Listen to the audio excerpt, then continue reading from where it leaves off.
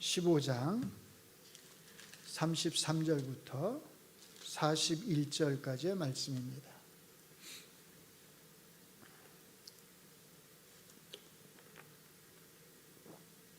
신약성경 83년입니다. 자, 찾으셨으면 우리가 같이 한 목소리로 하나님의 말씀을 읽어내려 가겠습니다. 33절부터입니다. 제6시가 되매 온 땅에 어둠이 임하여 제9시까지 계속하더니 제9시에 예수께서 크게 소리 지르시되 엘리 엘리 라마 사박다니 하시니 이를 번역하면 나의 하나님 나의 하나님 어찌하여 나를 버리셨나이까 하는 뜻이라. 곁에 섰던 자 중 어떤 이들이 듣고 이르되 보라 엘리야를 부른다 하고 한 사람이 달려가서 해면에 신 포도주를 적시어 갈대에 꿰어 마시게 하고 이르되 가만두라 엘리야가 와서 그를 내려주나 보자 하더니 예수께서 큰 소리를 지르시고 숨지시니라. 이에 성소 휘장이 위로부터 아래까지 찢어져 둘이 되니라. 예수를 향하여 섰던 백부장이 그렇게 숨지심을 보고 이르되 이 사람은 진실로 하나님의 아들이었도다 하더라. 멀리서 바라보는 여자들도 있었는데 그 중에 막달라 마리아와 또 작은 야고보와 요새의 어머니 마리아와 또 살로메가 있었으니 이들은 예수께서 갈릴리에 계실 때에 따르며 섬기던 자들이요 또 이 이외에 예수와 함께 예루살렘에 올라온 여자들도 많이 있었더라. 아멘.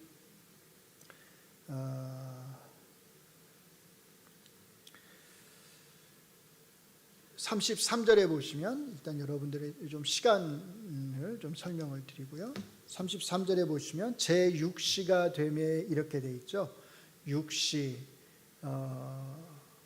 이스라엘 시간으로 6시니까 여기다가 여러분들이 6을 더하면 됩니다. 그러면 몇 시가 되죠? 12시가 되는 거겠죠. 그러니까 정오 시간을 가리키는 겁니다.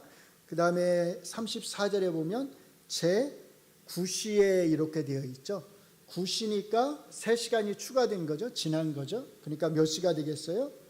오후 3시가 되겠죠. 이 시간 개념을 여러분들이 잘 정리를 하시면 좋을 것 같아요.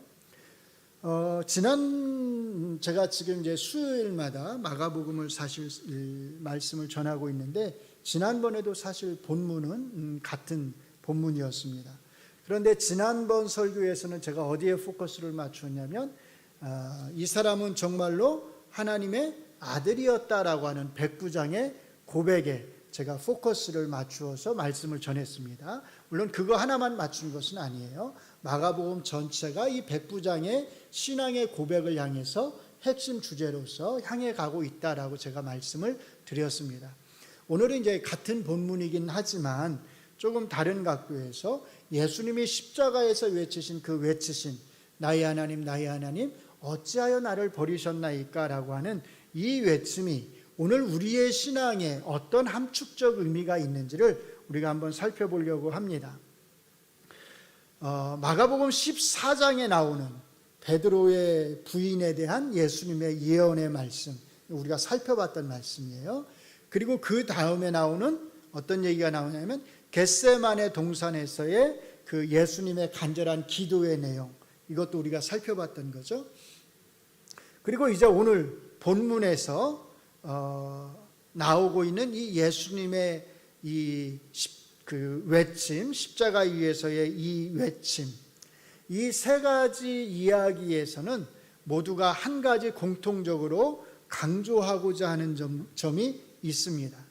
제가 이미 사실은 이제 그 앞에 베드로의 부인에 대한 그 예수님의 예언, 겟세마네 동산에서의 예수님의 그 간절한 기도를 통해서 제가 이미 부분적으로 충분히 설명을 드렸던 것입니다. 오늘 본문에서도 사실 이제 마찬가지죠. 십자가 위에서 외치시는 그 예수님의 절규 역시도 마찬가지입니다. 이 세 가지 모두는 사실 한 가지 공통점을 강조하고 있는데 그게 뭐냐면 하나님에 의해서 예수님이 철저하게 버림을 받는다라고 하는 것입니다. 다른 식으로 표현을 하자면 하나님과의 철저한 단절에서 오는 예수님의 고통입니다. 제가 이것을 반복해서 여러분들에게 강조하려고 했던 것은 다른 이유가 있어서가 아니고요. 우리가 일반적으로 예수님의 고통, 십자가의 고통 그러면 뭐만 주로 생각을 하냐면 예수님의 육체적 고통만을 우리가 주로 생각하는 경향이 있습니다. 물론 예수님의 이 육체적인 고통은 우리에게 굉장히 중요한 의미를 지니고 있습니다. 예수님의 육체적 고통은 우리가 당해야 될 우리의 죄로 말미암아서 우리가 당해야 될, 우리가 치루어야 될 죄의 대가로서의 고통을 예수님께서 대신 당하시는 것이기 때문입니다. 이것의 대표적인 예가 이사야 53장에 나오는 말씀입니다. 그가 찔림은 우리의 허물 때문이요 그가 상함은 우리의 죄악 때문이라. 그가 징계를 받음으로 우리는 평화를 누리고 그가 채찍에 맞음으로 우리는 나음을 받았도다. 우리는 다 양 같아서 그릇 행하며 각기 제 길로 갔거늘 여호와께서는 우리 모두의 죄악을 그에게 담당시키셨도다. 이 말씀에서 우리가 주목해야 될 것은 다른 것이 아니라 메시아로서 예수님이 겪게 되는 그 육체적인 고통이 우리의 죄악을 담당하는 것과 연결되어 있다는 것입니다. 예수님의 육체적인 고통과 조롱당하심은 이렇게 우리의 죄악을, 우리의 죄를, 죄에 대한 심판을 담당하는 그 효력을 지닌 것이었습니다. 우리 믿음의 선배들은 예수님이 당하신 이런 육체적인 고통, 이 고통을 가리켜서 뭐라고 표현을 했냐면 예수님의 수동적 순종 이렇게 표현을 했습니다. 이렇게 예수님이 당하신 육체적 고통은 우리의 구원에 없어서는 안 되는 것이었습니다. 그러나 그럼에도 불구하고 엄격하게 말하면 사실 십자가의 고통은요, 예수님 혼자만, 예수님만이 유일하게 느끼는 그런 고통이 아니었습니다. 이미 예수님 이전에도 수많은 사람들이 이런 십자가의 고통을 당했고, 예수님께서 십자가에 못 박히셨을 때도 양편에 누가 있었냐면 2명의 강도들이 예수님과 함께 십자가에 못 박혔습니다. 이 육체적인 고통 외에 우리가 주목해야 될 것은 예수님이 느끼셨던 하나님으로부터의 완전히 버림받으심이라고 하는 이 고통입니다. 사실 이 고통은 오직 예수님만이, 하나님의 아들로서의 예수님만이 당하시는 그런 고통이었습니다. 그 어떤 인간도 하나님의 아들로서 예수님이 당하신 이런 고통을 당한 적이 없었습니다. 그리고 아마도 하나님과의 단절이라고 하는 이 고통은 제 개인적인 생각에 예수님께서 당하시는 이 육체적인 고통보다도 훨씬 더 컸다고 저는 생각을 합니다.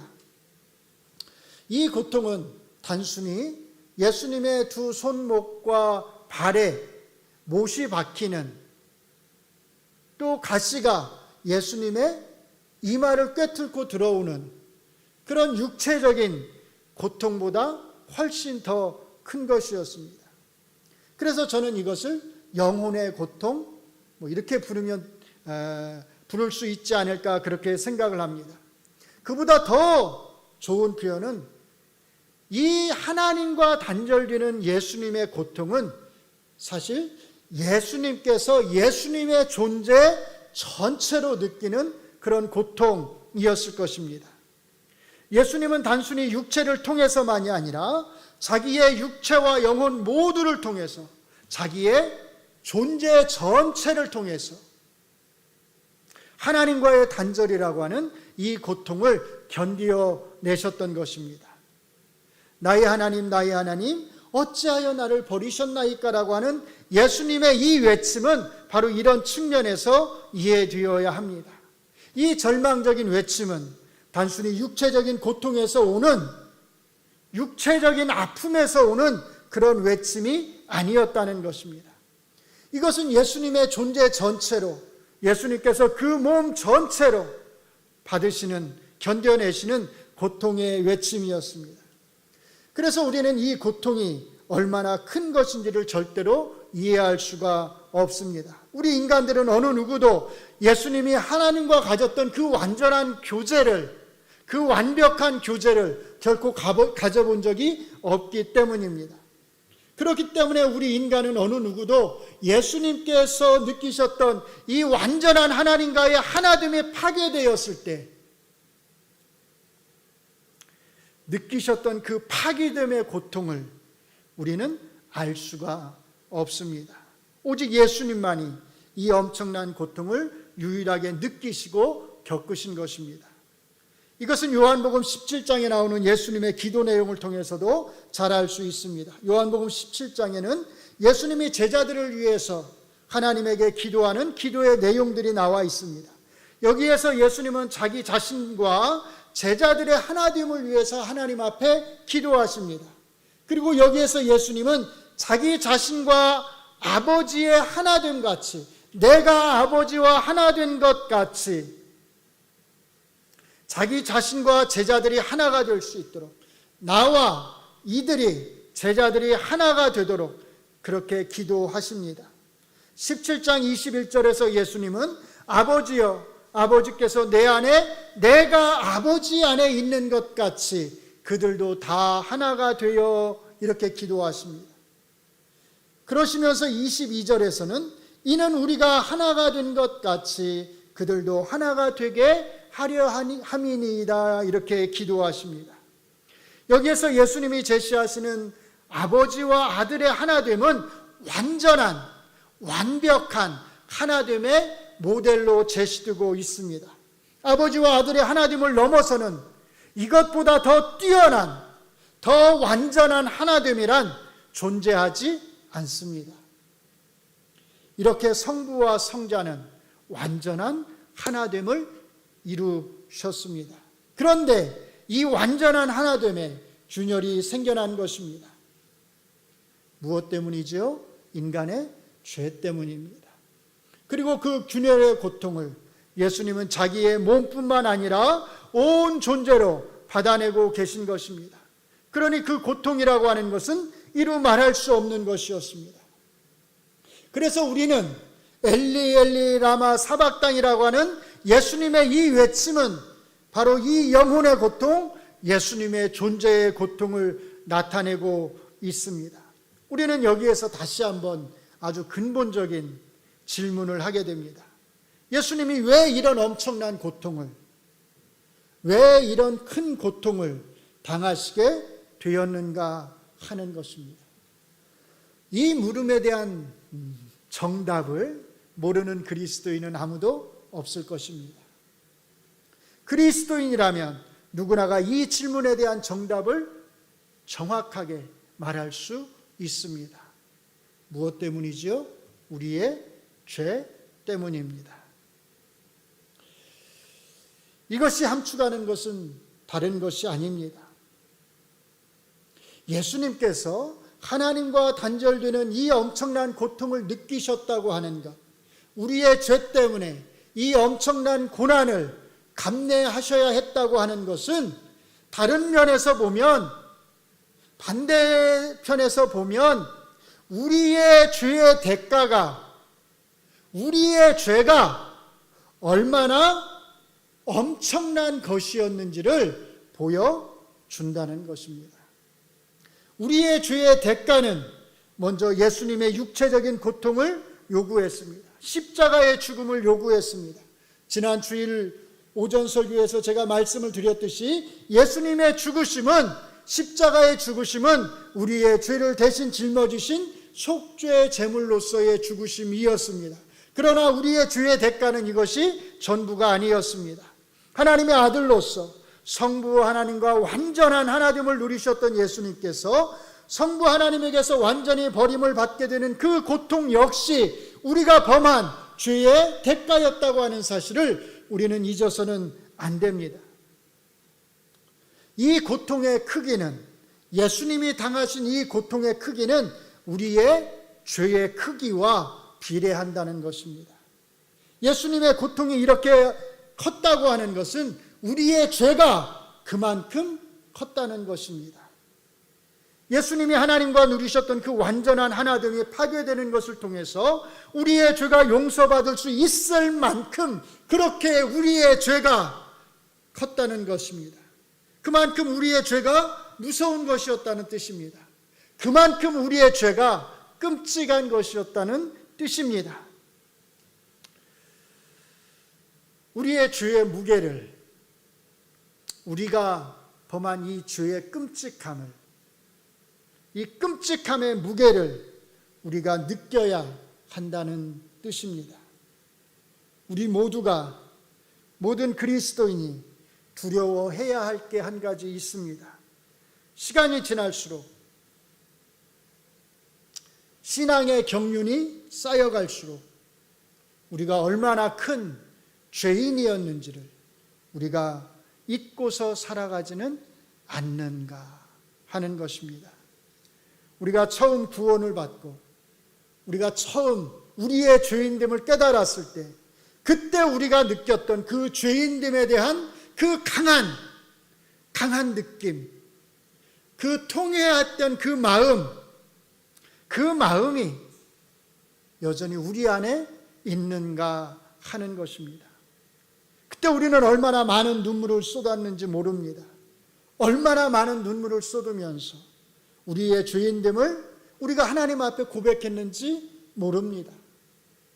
그 뜨거운 고백이, 그 뜨거운 눈물의 고백이 여전히 우리 안에 있느냐는 것입니다. 그 뜨거운 눈물이 아직 마르지 않고 우리에게서 흘러내리고 있는가 하는 겁니다. 혹시라도 그 뜨거운 눈물은 다 말라버리고 그 뜨거운 눈물에 대한 기억조차도 이제 희미해진 채로 우리가 하나님을 섬기고 있지는 않는가 하는 겁니다. 이제는 내가 죄인이었다라고 하는 그런 의식조차도 없이, 이제는 나는 하나님 앞에서 의인이다라고 하는 이런 자부심만을 가지고 우리가 살아가고 있지는 않습니까? 그렇다면 이것은 참으로 두려운 일입니다. 사랑하는 성도 여러분, 우리가 용서받은 죄인이라고 해서 우리가 예전에 죄인이었다고 하는 우리의 과거의 정체성, 과거에 내가 어떤 존재였는지를 잊어버린 채, 망각한 채 살아가서는 안 된다고 하는 사실을 잘 기억하시기 바랍니다. 우리가 용서받은 죄인인 것은 맞습니다. 그러나 그렇다고 해서 우리가 과거에 죄인이었다고 하는, 너무도 큰 죄인이었다고 하는 우리의 정체성까지 완전히 사라지는 것은 아닙니다. 우리가 바로 이 사실을 잊어버리는 순간, 이 사실을 망각하는 순간 우리는 교만한 의인이 되어버립니다. 눈물이 메말라버린 의인으로 살아가게 된다는 뜻입니다. 우리의 눈에서 눈물이 메마르지 않도록 해야 합니다. 우리의 눈에서 회개의 눈물이 메마르지 않도록 해야 합니다. 그렇게 하기 위해서는 언제나 우리가 어떤 존재였는지, 우리가 얼마나 큰 죄인이었는지, 우리의 죄의 대가가 무엇이었는지를 우리는 잊지 말아야 합니다. 우리는 하나님의 아들이신 예수님의 죽음을 그 대가로 지불할 정도로 큰 죄인이었습니다. 우리는 하나님의 아들이신 예수님이 하나님과의 철저한 단절을 온 몸으로 견뎌내야 할 만큼의 큰 죄인이었습니다. 이 사실을 절대로 잊어서는 안 됩니다. 이 사실을 우리가 잊어버리는 순간 우리의 눈에는 눈물이 메마르게 될 것입니다. 우리의 마음은, 우리의 감정은 메마르고 무디어지게 될 것입니다. 만약에 우리의 눈에서 회개의 눈물이 메말랐다고 한다면 우리는 정말로 하나님 앞에서 회개해야 할 것입니다. 하나님 앞에서 눈물로 간구해야 할 것입니다. 하나님, 나의 메마른 눈물을 회복시켜 주시옵소서. 하나님, 나의 무디어진 감정을, 이 무디어진 나의 감정을 다시금 회복시켜 주시옵소서. 나의 죄인됨을, 내가 얼마나 큰 죄인인지를 다시 한번 깨우치게 하여 주시옵소서. 내가 얼마나 큰 죄인인지를 다시 한번 깨닫게 하시고 매일매일 하나님 앞에서 내 눈에 눈물이 마르지 않게 하여 주시옵소서. 회개의 눈물이 마르지 않게 하시고 감사의 눈물이 마르지 않게 하여 주시옵소서. 시간이 지날수록, 세월이 지날수록 신앙의 경력이 쌓여갈수록 두려운 것이 하나 있습니다. 하나님의 말씀에 대한 지식이 쌓여갈수록 두려운 것이 하나 있습니다. 내 눈에서 눈물이 마르는 것입니다. 회개의 눈물이 마르고 감사의 눈물이 마르는 것입니다. 신앙의 경력은 해마다 쌓여가는데, 그래서 하나님의 말씀에 대한 지식은 점점 더 쌓여만 가는데, 오히려 내 눈에서 흘러내리던 그 눈물은 완전히 메말라 버리지 않을까, 그것이 심히 두렵습니다. 바울 사도께서는 자기 자신이 과거에 어떤 존재였는지를 결코 잊지 않았습니다. 내가 전에는 비방자요, 박해자요, 폭행자였다, 이렇게 고백합니다. 죄인 중에 내가 괴수다, 이렇게 고백합니다. 그리고 자기의 과거 정체성에 대한 이 뚜렷한 기억을 통해서 자기가 과거에 얼마나 큰 죄인이었는지에 대한 이 너무도 또렷한 기억을 통해서 바울 사도께서는 더 큰 열심을 가지고 더 큰 열망을 가지고 이방인을 위한 사도로서 그 많은 고난들을 감내하면서 복음을 전하셨습니다. 사랑하는 성도 여러분, 마지막으로 다시 한번 부탁을 드립니다. 여러분의 과거 정체성을 잊지 마시기 바랍니다. 여러분이 얼마나 큰 죄인이었는지를 절대로 잊지 마시기 바랍니다. 나의 하나님, 나의 하나님, 어찌하여 나를 버리셨나이까라고 하는 이 예수님의 처절한 절규야말로 이 절규 안에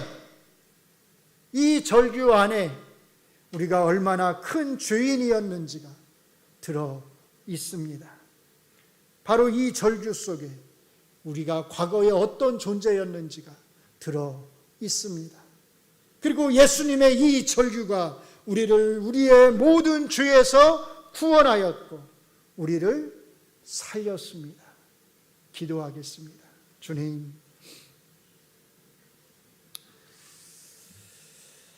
우리의 죄인됨을 우리가 날마다 고백하면서도 혹이나 우리가 입술로서만 우리의 메마른 감정을 가지고 우리의 입술로서만 우리의 죄인됨을 고백하고 있지는 않습니까? 우리를 깨우치시고 우리의 메마른 감정을 주께서 다시금 살려주시기를 간절히 원합니다. 우리의 메마른 눈물을 주께서 회복시켜 주시기를 원합니다. 우리가 정말로 어떤 죄인이었는지, 얼마나 큰 죄인이었는지를 늘 잊지 않게 하시고 우리의 죄인됨을 짊어지고서 죄인된 의인으로 오늘 하루도 내일도 모레도 그렇게 잊지 않고 살아가게 하여 주시옵소서. 바로 그때에 우리의 눈에는 회개의 눈물이 멈추지 않을 것이고 감사의 눈물이 멈추지 않을 것입니다. 주님을 사랑하는 마음이 멈추지 않을 것입니다. 그렇게 우리가 주 앞에 설 때까지 눈물로 이 믿음의 길을 걸어가기를 원합니다. 주께서 우리의 무디어진 마음을, 우리의 무디어진 심령을 살려 주시옵소서. 예수님 이름으로 기도합니다. 아멘.